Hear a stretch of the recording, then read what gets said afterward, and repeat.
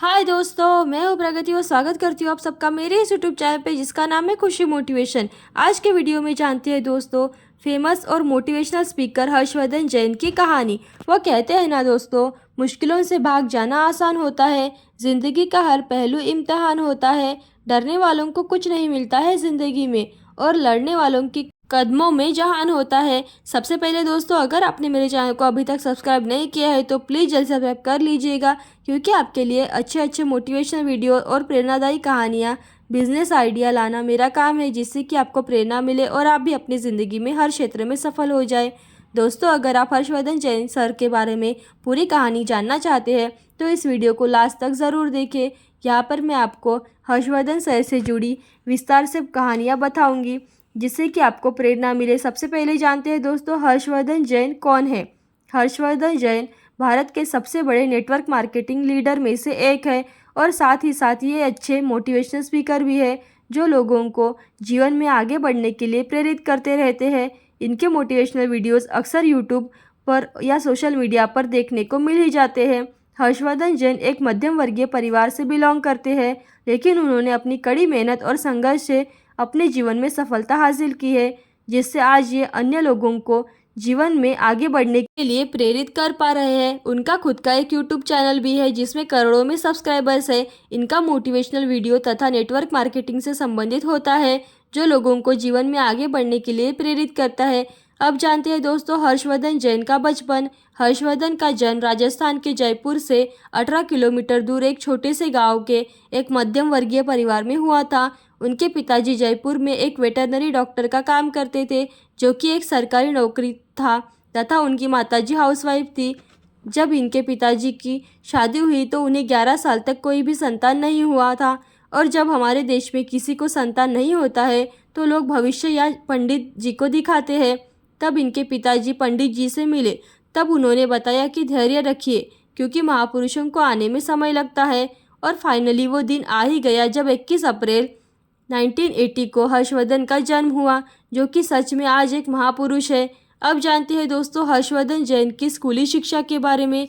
हर्षवर्धन ने अपनी स्कूली शिक्षा कई अलग अलग शहरों से पूरी की। उन्होंने 7वीं तक पढ़ाई अपने गांव के सरकारी स्कूल से की, 8वीं और 9वीं की पढ़ाई जयपुर के टैगोर स्कूल से की, 10वीं की पढ़ाई बीकानेर में अपने ताऊ जी के यहाँ पर रहकर पूरी की और 11वीं और 12वीं की पढ़ाई खंडेलवाल स्कूल से पूरी। तैराकी में थे माहिर। हर्षवर्धन बताते हैं कि जब वह 3-4 साल के होंगे तभी से वे अपने घर से कुछ दूर एक तालाब में जाने लगे और 5-6 साल की उम्र तक आते आते एक अच्छे तैराक बन गए थे। उन्होंने अपने से बड़े बच्चों को देखकर पहले 4 से 5 फीट, फिर 10 से 15 फीट और फिर 30 से 40 फीट तक की गहरी जगहों पर तैर लेते थे।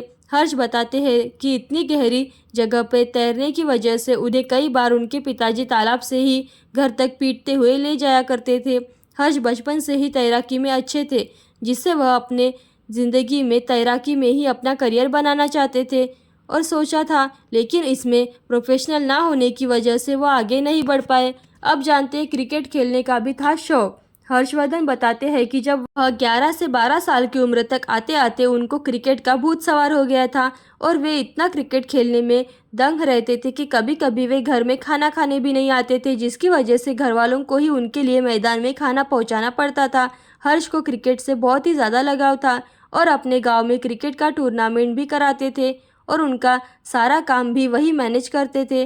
ट्रॉफी लाना, पिच बनवाना, मैदान की देखभाल करना इत्यादि। हर्षवर्धन उस समय अपने जिले के सबसे बेहतरीन बैट्समैन हुआ करते थे। उन्होंने कई जिला स्तर के मैच खेले और 19 सेंचुरी भी लगा चुके। कला और संगीत में भी रखते थे रुचि। हर्षवर्धन तैराकी और क्रिकेट के अलावा कला और संगीत में भी रुचि रखते थे।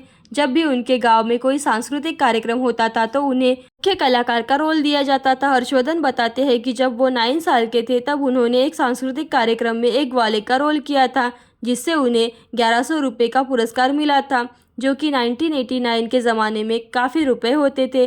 अब जानते हैं आगे की पढ़ाई। हर्षवर्धन सर का बचपन हंसते खेलते बीत गया और उन्होंने अपनी स्कूली शिक्षा पूरी करने के बाद बीएससी करने लगे, लेकिन हर्ष को पढ़ाई का मन में नहीं लगता था, क्योंकि उनको तो क्रिकेट का भूत सवार हो गया था। और नतीजा यह हुआ कि हर्षवर्धन बीएससी के पहले साल में ही फेल हो गए। फेल होने के बाद उनके पिताजी ने उनसे स्कूटी छीन ली, जो उनको कॉलेज जाने के लिए दिया गया था। और वो बस में कॉलेज जाया करते थे, जिसके लिए उनके पिताजी उन्हें बस किराए के लिए 3 रुपये ही दिया करते थे, जिसमें हर्षवर्धन 1 रुपया पैदल चलकर बचा लेते थे और कुछ दूर चलने के बाद 2 रुपया किराया देकर जाते थे। इस तरह उनके पास 3 दिन में 3 रुपये बच जाते थे, जिससे वे जयपुर के एक जगह चांदपुर में कचौड़ियाँ खाया करते थे। बीएससी में फेल होने के बाद उन्होंने अपने आगे की पढ़ाई दर्शन शास्त्र में पूरी की, क्योंकि दर्शन शास्त्र में उनका बहुत ही मन लगता था और उनको सीखने में भी काफ़ी ज़्यादा मज़ा आता था। अब जानते हैं दोस्तों नेटवर्क मार्केटिंग में एंट्री। हर्षवर्धन जब सेकंड ईयर में थे तब उनके एक दोस्त ने बताया कि एक अमेरिका की कंपनी आई है जो लोगों को अमीर बनाती है।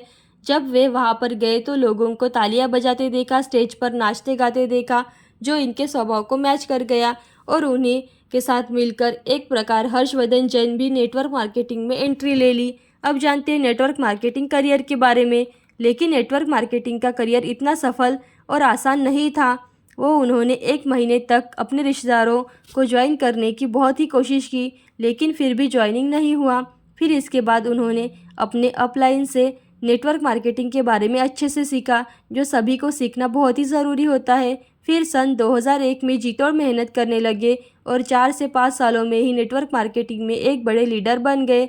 लेकिन 2000 में इनकी पहली कंपनी बंद हो गई और इनका सब कुछ ज़ीरो हो गया। लेकिन उन्होंने हार नहीं मानी और दूसरी कंपनी से जी तोड़ मेहनत करने लगे और यह अपने पहले से भी ज़्यादा कमाई करने लगे थे।